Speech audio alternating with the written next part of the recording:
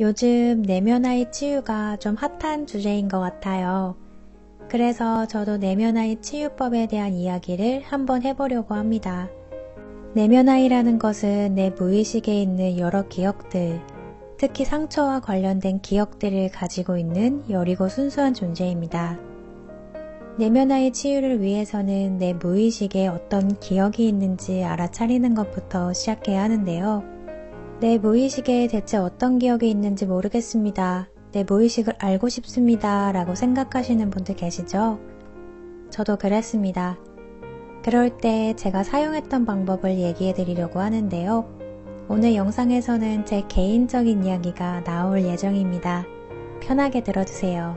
자신의 무의식에 대체 어떤 기억이 있는지 모르겠다. 나는 내 무의식이 궁금하다. 라고 생각하시는 분들은 자신의 단점이라고 생각하는 점을 한번 곰곰이 떠올려 보세요.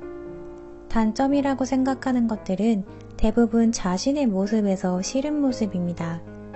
싫기 때문에 감추고 싶어하고 부끄러워하고 억누르고 싶어하는 부분이죠. 물론 타고난 성품일 수도 있어요. 타고난 성품인지 단점인지 구분하는 방법은 내가 받아들일 수 있느냐 없느냐입니다. 타고난 성품이라면 있는 그대로 그래 이게 나의 모습이야 라고 바꾸려고 하지 않고 진정으로 받아들일 수 있습니다.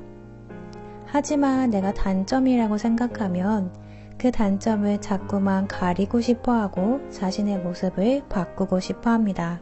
내가 단점이라고 생각하는 것들은 사실 진짜 내 단점이 아니라 치유받지 못한 상처입니다. 이유가 있는 거예요. 나의 진짜 단점이 아니라는 얘기죠. 무슨 말이냐면 자신이 소심하다. 근데 그게 나의 단점이라고 생각이 들어서 소심한 게 싫고 바꾸고 싶다라는 생각은 나에게 그렇게 큰 도움이 되지 않는다는 거예요. 왜냐면 진짜 내가 소심한 사람으로 태어나서 그런 게 아니니까요. 이게 진짜 내 단점이 아니니까요. 오히려 바꾸려고 하기보다는 내가 소심한 근본 원인에 대해서 자꾸만 생각해 보려고 해보세요. 내가 소심하게 된 이유가 분명히 있습니다.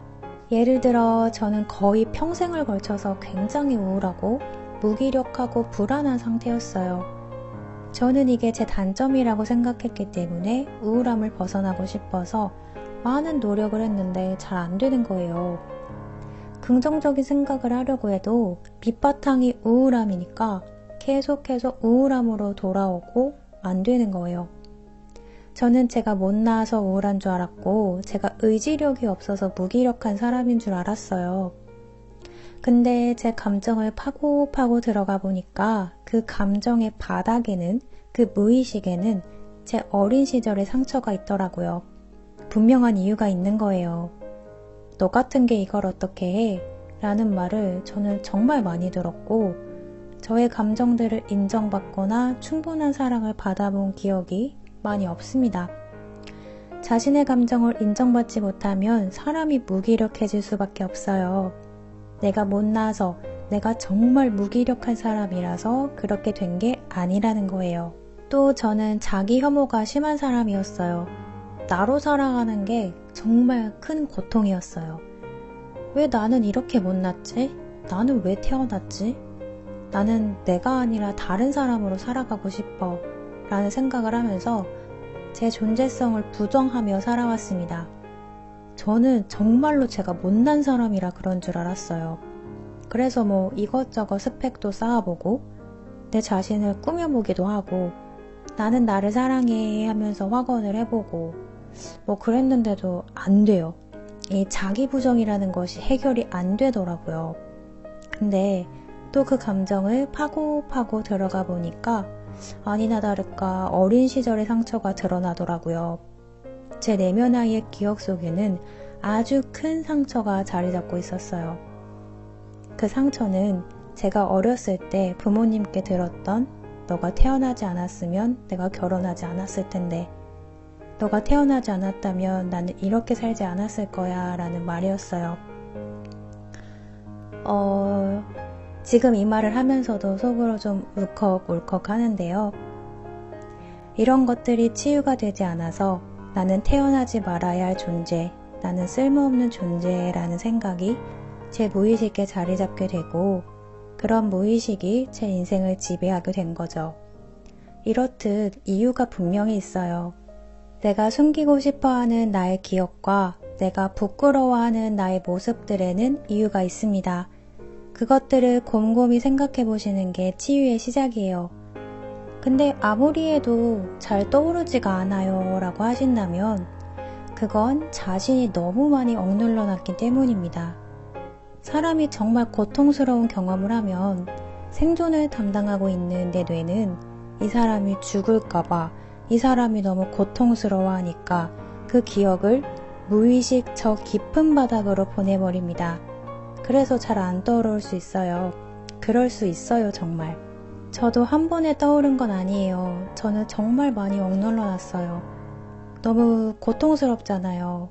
부모님한테 너가 태어나지 말았어야 했다라는 말을 들었다고 생각하면 그 어린아이가 받았을 슬픔과 고통, 공포, 두려움의 감정은 정말 감당하기에는 너무 크니까 애써 피하려고 하고 숨기고 억눌러 놓았습니다. 억누르는 힘이 클수록 단 한 번의 생각이 나지 않는 건 너무 당연한 일이죠. 떠오르지 않는다고 초조해하지 않으셔도 괜찮아요. 빨리 떠오른다고 좋은 것도 아니고 늦게 떠오른다고 나쁜 것도 아닙니다. 모든 것은 저마다의 속도가 있습니다. 그럴 때는 자신의 내면 아이에게 부탁해야 하는데요. 예전에는 그런 고통들이 나인 줄 알고 무서워서 피하려고 했어.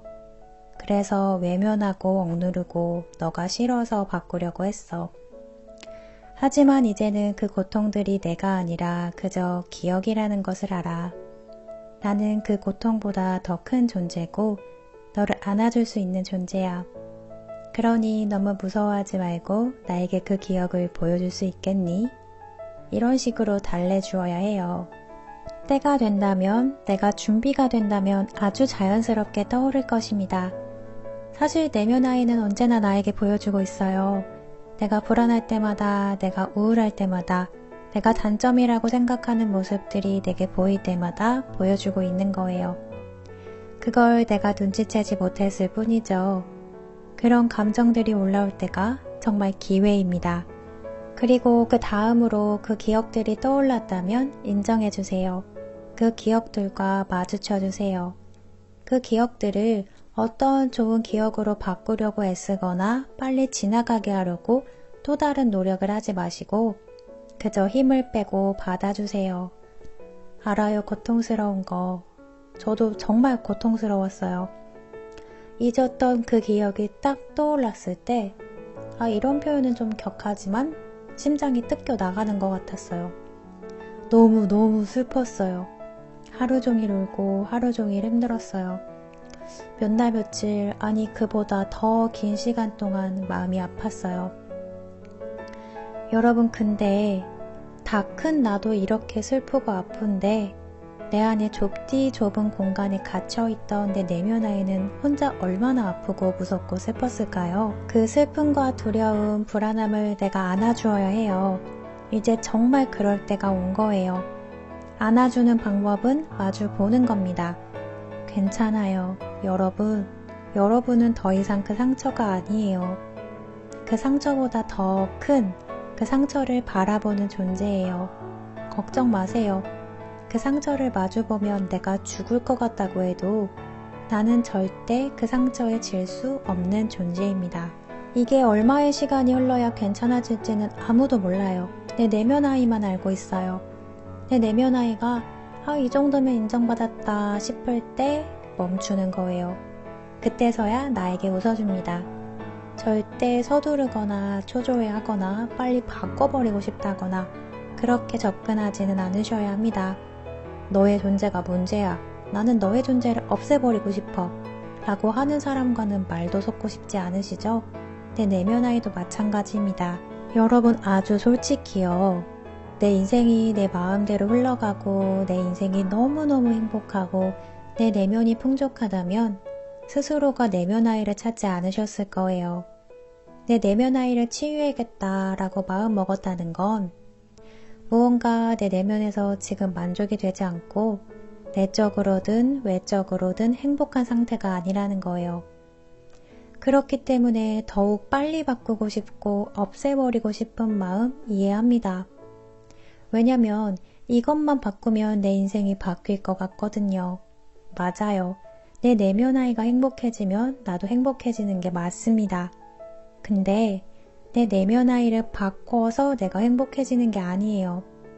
내면 아이의 치유라는 것은 내 내면 아이를 없애버리는 것이 아니에요. 내가 내면 아이를 그 어떤 모습이든 있는 그대로 사랑할 때 내가 나의 내면 아이 그리고 나아가서 나의 존재를 있는 그대로 인정해줄 때 치유가 시작되고 내 인생이 달라지는 거예요. 그러니 너무 초조해하지 마세요. 모든 것은 제때 순리대로 흘러갈 것입니다. 그리고 이 모든 과정들은 솔직하셔야 돼요. 나는 절대 나를 속일 수 없습니다.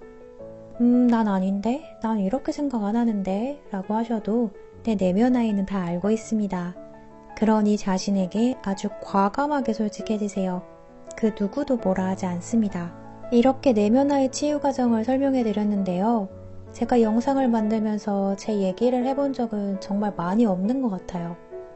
근데 이 내면 아이 치유 과정을 설명할 때는 오히려 제 얘기를 하는 게 이해도 더 쉽고 더 와닿지 않으실까 해서 좀 부끄럽지만 얘기를 해봤습니다.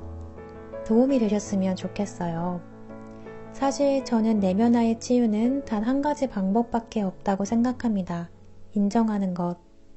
저는 아주 오랜 시간이 지나서 온갖 고통을 다 겪고 나서야 이 진리를 온 마음으로 받아들이게 되었습니다. 여러분들 인생이 더 고통스러워지기 전에 내 내면 아이가 더 병들기 전에 인정해 주시고 바라봐 주시고 치유해 주세요. 정말 제가 부탁드리고 싶어요.